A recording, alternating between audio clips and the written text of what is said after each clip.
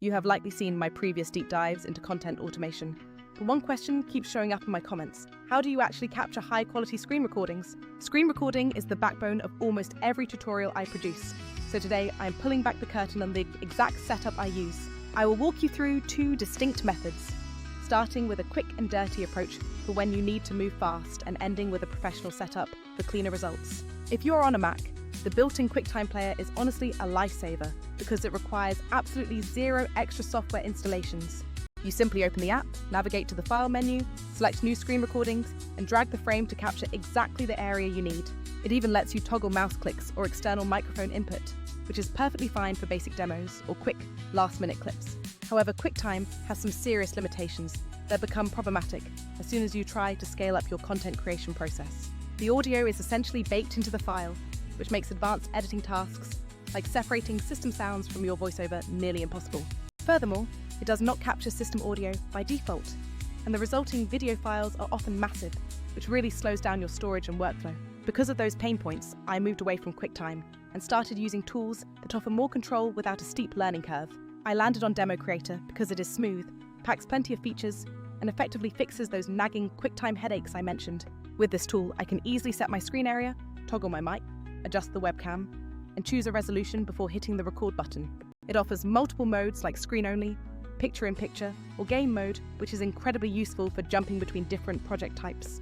What I really love about it is the ability to maintain high visual quality while keeping file sizes small enough to handle easily. There is also a built-in AI teleprompter that scrolls your script for you, which is a total game changer for staying on track while recording. You even get live drawing tools to highlight, circle, or point to things on your screen as you are recording, which adds that professional touch. The editing capabilities are equally impressive, featuring multi-track timelines, where your webcam and screen audio are kept completely separate. The AI features can even help you denoise your audio or isolate specific sounds, making your final product sound significantly cleaner. However, even with the best recorder, you still face the reality that recording is only half the battle of creating consistent content. Once you have captured long lectures or hour-long streams, the real grind begins, finding the viral clips and getting them onto social media. That is exactly where Vizard comes into play and becomes the secret weapon for scaling your output without losing your sanity. Vizard does not replace your recorder, but it acts as an intelligent automation engine that takes your long-form videos and turns them into clips. It automatically analyzes your long recordings to identify the most engaging moments, perfect for TikTok, Instagram Reels, or YouTube Shorts. Instead of manually scrubbing through 90 minutes of footage, you let the AI find the gold and present you with ready-to-post clips. The auto-scheduling feature feels like magic because it takes the burden of constant posting off your shoulders entirely. You can plan your entire month in the content calendar, keeping your channels active even while you are busy recording the next big project.